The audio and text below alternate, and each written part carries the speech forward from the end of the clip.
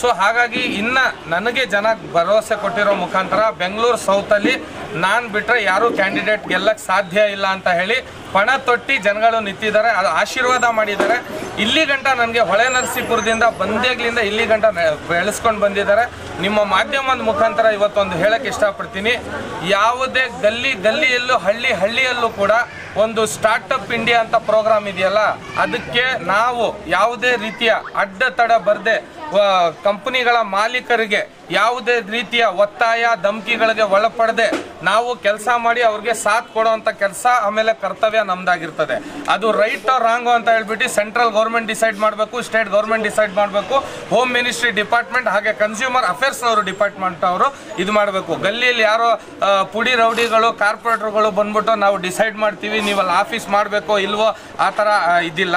ಇವರು ಕೇರಳದವರಾಗಿದ್ದರೂ ಕೂಡ ನಮಗೆ ಇವತ್ತು ಮಂಗಳೂರವರು ಇದ್ದರೂ ಕೂಡ ನೋಡಿ, ಇವತ್ತು ಬೆಂಗಳೂರು ನಗರದಲ್ಲಿ ಲಕ್ಷಾಂತರ ಜನ ಆಚೆಯಿಂದ ಬರ್ತಾರೆ. ಏನಕ್ಕಂದ್ರೆ ಅವ್ರಿಗೆ ಒಂದು ನಂಬಿಕೆ ಇದೆ, ಇಲ್ಲಿ ಬಂದರೆ ನಾವು ದುಡ್ಕೊಂಡು ತಿನ್ಬೋದು ಅಂತ ಹೇಳಿ.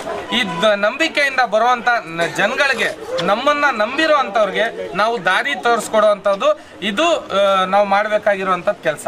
ಬಟ್ ಇವತ್ತಿಗಂಟ ಏನಾಗಿದೆ, ನಮ್ಮ ಕ್ಷೇತ್ರಗಳಲ್ಲಿ ಯಾರೂ ಕೂಡ ಆಚೆಯಿಂದ ಬರಬಾರ್ದು. ಈಗ ಪ್ರಧಾನ ಮಂತ್ರಿ ಅವರೇ 147 ದೇಶ ಸುತ್ತಿದ್ದಾರೆ 9 ವರ್ಷದಿಂದ, ಇನ್ನೂ ಎಲ್ಲೆಲ್ಲಿ ಸುತ್ತಬೇಕು ಅಂತ ಗೊತ್ತಿಲ್ಲ ನಮಗೆ.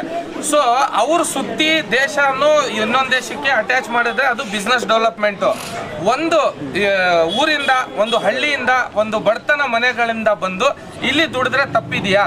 ಇವರು ಉಡುಪಿಯಿಂದ ಕೇರಳದಿಂದ ಎಲ್ಲಾದರೂ ಬಂದಿರಲಿ, ನಮ್ಮ ಭಾರತ ದೇಶದವರು ಇವರು ಭಾರತ ದೇಶದವ್ರಿಗೆ ನಿಮಗೆ ಏನೇ ಆದರೂ ರಫೈ ಅವರೇ, ಇವತ್ತು ನಾನು ಮಾಧ್ಯಮದ ಮುಖಾಂತರ ಹೇಳ್ತಾ ಇದ್ದೀನಿ, ನಿಮ್ಮ ಬೆನ್ನ ಹಿಂದೆ ನಾವು ಯಾವತ್ತೂ ಸದಾಕಾಲ ನಿಮ್ಮ ಜೊತೆ ಇರ್ತೀವಿ, ನಿಮ್ಮ ಬೆನ್ನ ಹಿಂದೆ ಇರ್ತೀವಿ ಅಂತ ಹೇಳಕ್ಕೆ ಇಷ್ಟಪಡ್ತೀನಿ. ಹಾಗೆ ನಮ್ಮ ಕ್ಷೇತ್ರದ ಜನಗಳಿಗೆ ಈ ಬಾರಿ ನಾನು ಬ್ಯಾಂಗ್ಳೂರು ಸೌತು ಹಾಗೂ ಬೆಂಗಳೂರು ಸೆಂಟ್ರಲ್ಲು 2 ಕಡೆಯಿಂದ ಕಂಟೆಸ್ಟ್ ಮಾಡ್ತಾ ಇದ್ದೀನಿ. ಬ್ಯಾಂಗ್ಳೂರು ಸೆಂಟ್ರಲಿಂದ ನಮ್ಮ ಜಮೀರ್ ಅಹಮದ್ ಖಾನ್ ಸಾಹೇಬರು ಏನೋ 1 ಲಕ್ಷದ ಹೆಚ್ಚು ಓಟಿಂದ ಗೆಲ್ಲಿಸ್ಕೊಂಡು ಬರ್ತೀನಿ ಅಂತ ಪಣ ತೊಟ್ಟಿದ್ದಾರೆ. ಅವ್ರಿಗೆ ನಾವು ಯಾವತ್ತೂ ವಿರುದ್ಧವಾಗಿ ಹೋಗಲ್ಲ. ಯಾಕಂದರೆ ಜಮೀರ್ ಅಹಮದ್ ಖಾನ್ ಅಂದರೆ ಕಾಂಗ್ರೆಸ್ನಲ್ಲಿ ಅವರು ಕ್ಯಾಬಿನೆಟ್ ಮಿನಿಸ್ಟ್ರು, ಯಂಗಿಸ್ಟಾರ್ ಪಾರ್ಟಿಗೆ ಬಂದರೆ ಮುಖ್ಯಮಂತ್ರಿ ಅವರು. ಸೊ ನಾವೇನು ನಂಬ್ತೀವಿ ಅಂತ ಹೇಳಿದ್ರೆ, ನನ್ನ ಪಕ್ಷದಿಂದ ಯಾವತ್ತೂ ಕೂಡ ಜಮೀರ್ ಅಹಮದ್ ಖಾನ್ ಅವ್ರಿಗೆ, ಯಾಕಂದರೆ ನಾನು DK ಶಿವಕುಮಾರ್ ಸಾಹೇಬರು ಮಾತು ಕೇಳಲ್ಲ, ಸಿದ್ದರಾಮಯ್ಯ ಸಾಹೇಬರು ಮಾತು ಕೇಳಲ್ಲ, ಜಮೀರ್ ಅಹಮದ್ ಖಾನ್ ಅವರ ಮಾತಿಗೆ ಈಗಲೂ ಕೂಡ ಉದ್ಘಾಟನೆಗೆ ಅವ್ರು ಬಂದಿದ್ದರು, ಭಾಳಷ್ಟು ಪ್ರೋತ್ಸಾಹವನ್ನು ಕೊಟ್ಟೋದ್ರು. ಯುವಕರೆಲ್ಲ ಸೇರಿ ಏನೋ ಒಂದು ಮಾಡ್ತಾ ಇದ್ದೀರಾ, ನೀವು ಮಾಡಿ ಒಳ್ಳೇದಾಗಲಿ ಅಂತ ಆಶೀರ್ವಾದ ಮಾಡಿ ಹೋದ್ರು. ನಾನು ಹೇಳೋದಿಷ್ಟೇ, ಜಮೀರ್ ಅಹಮದ್ ಖಾನ್ ಅವರ ಮಾತಿಗೆ ನಾನು ಸೆಂಟ್ರಲನ್ನು ಸ್ಟಾಪ್ ಮಾಡಬೇಕಾಗುತ್ತೆ. ಸೌತ್ ಮಾತ್ರ ಯಾವುದೇ ಕಾರಣಕ್ಕೂ ನಾನು ಹಿಂದೆ ಜರುಗೋನಲ್ಲ. ಬ್ಯಾಂಗ್ಳೂರು ಸೌತ್ ಜನಗೆ ಈ ಕಿವಿ ಕೊಟ್ಟು ಕೇಳ್ಕೊಳ್ಳಿ, 5 ಲಕ್ಷ ರೂಪಾಯಿ ಗಂಟ ಯಂಗ್ಸ್ಟಾರ್ ಎಂಪವರ್ಮೆಂಟ್ ಪಕ್ಷದಿಂದ ಯಾವುದೇ ರೀತಿಯ ನೀವು ಸಾಲ ಮಾಡಿದ್ರು, ಯಾವುದೇ ಫೈನಾನ್ಷಿಯಲ್ ಇನ್ಸ್ಟಿಟ್ಯೂಟ್, ಯಾವುದೇ ಬ್ಯಾಂಕು, ಯಾವುದೇ NBFCಲಿ 5 ಲಕ್ಷ ರೂಪಾಯಿಗಳ ಗಂಟ ನೀವು EMIಗಳನ್ನು ಕಟ್ಟಕ್ಕೆ ಹೋಗಬೇಡಿ. ಏನಕ್ಕಂದ್ರೆ ನಾನು ಗೆದ್ದು ಬಿಟ್ಟು ಕಟ್ತೀನಿ, ಅದಕ್ಕೆ ಪ್ರಮಾಣ ಪತ್ರವನ್ನು ನನ್ನ ಮನೆ ಹತ್ರ ವಿತರಣೆ ಮಾಡ್ತಾ ಇದ್ದೀನಿ. ನೀವು ಬಂದು ಆ ಪ್ರಮಾಣ ಪತ್ರವನ್ನು ತಗೊಂಡೋಗಿ ಅವರು ಬ್ಯಾಂಕ್ಗಳಲ್ಲಿ ಕೊಡಿ. ಯಾವುದೇ MP ಗೂ ಕೂಡ ತಾಕತ್ತಿಲ್ಲ ಈ ಥರ ಕೆಲಸ ಮಾಡಿರೋದು. ನಾನೊಬ್ಬ ಯುವಕ ಆಗಿ ನೋಡಿ, ಇವತ್ತು ಬಂದಿರೋ ಕಾರ್ಯಕ್ರಮ ಉದ್ದೇಶ ಬೇರೆ, ರಾಜ್ ಎಂಟರ್ಪ್ರೈಸಸ್ ಅವ್ರ ಬಗ್ಗೆ. ಬಟ್ ಒಂದು ಮೆಸೇಜ್ ಇದೆಯಲ್ಲ, ಲಕ್ಷಾಂತರ ಜನಗಳ ತನಕ ಇವತ್ತು ತಲುಪಬೇಕಾಗಿದೆ. 5 ಲಕ್ಷ ರೂಪಾಯಿ ತನಕ ಯಾವುದೇ ರೀತಿಯ ಸಾಲವನ್ನು ಕಟ್ಟೋದು ಅವಶ್ಯಕತೆ ಇಲ್ಲ. ಕೇವಲ ನೀವು ಮಾಡಬೇಕಾಗಿರೋದು ನನಗೆ ಓಟ್ ಅಷ್ಟೇ. 2 ಲಕ್ಷ ರೂಪಾಯಿ ತನಕ ನೀವು ಸ್ಕೂಲ್, ಶಾಲಾ, ಕಾಲೇಜು ಫೀಸ್ ಕಟ್ಟಂಗಿಲ್ಲ. ಎಷ್ಟೇ ದೊಡ್ಡ ಸ್ಕೂಲಲ್ಲಿ ಓದಿಸಿದ್ರು ನೀವು ಮಾಡಬೇಕಾಗಿರೋದು ಇಷ್ಟೇ, ನನಗೆ ಓಟ್ ಮಾಡಬೇಕಾಗಿದೆ. ನೋಡಿ, ನಾನು ಆಲ್ ಓವರ್ ಇಂಡಿಯಾದಲ್ಲಿ, ನಮ್ಮ ಗೋವಾದಲ್ಲಿ, ಉತ್ತರ ಪ್ರದೇಶದಲ್ಲಿ, ನಾವು ಎಲ್ಲ ಈ ಸ್ಟೇಟ್ಗಳಲ್ಲಿ, ಹೈದರಾಬಾದಲ್ಲಿ ಎಲ್ಲ ನಾವು ಇಂಡಿಯಾ ಅಲೈನ್ಸ್ ಮಾಡಿ ರಾಹುಲ್ ಗಾಂಧಿ ಅವ್ರಿಗೆ ಸಪೋರ್ಟ್ ಮಾಡ್ತಾ ಇದ್ದೀವಿ. ಆದರೆ ಸೌತಲ್ಲಿ, ರೂರಲಲ್ಲಿ, ನಾರ್ತಲ್ಲಿ, ಸೆಂಟ್ರಲಲ್ಲಿ 4 ಕಡೆ ಕ್ಯಾಂಡಿಡೇಟ್ ನಿಲ್ಲಿಸಿದ್ದೀವಿ. 4 ಕಡೆ ಯಾವುದೇ ಕಾರಣಕ್ಕೆ ಸಪೋರ್ಟ್ ಕೊಡಲ್ಲ. ಜಮೀರ್ ಅಣ್ಣ ಮಾತು ಕೇಳ್ಬಿಟ್ಟು ಸೆಂಟ್ರಲಲ್ಲಿ ಒಂದು ಬಿಟ್ಕೊಡ್ತೀವಿ, ಇನ್ನು ಬಿಟ್ಟರೆ ಯಾವುದೂ ಕೂಡ ಬಿಟ್ಕೊಡಲ್ಲ, ಹಿಂದೆ ಜರಗಲ್ಲ ನಾವು. ಸೊ ಹಾಗಾಗಿ ನಿಮ್ಮಲ್ಲಿ ಒಂದು ಮೆಸೇಜನ್ನು ಈ ಜನಗಳಿಗೆ ತಲುಪಿಸೋ ತನಕ, ಯಾಕಂದರೆ ನಾನು ಒಬ್ಬ ಯುವಕ ಪತ್ರಕರ್ತನಾಗಿ ಇವತ್ತು ಪೊಲಿಟಿಷಿಯನ್ ಆಗಿರೋದು.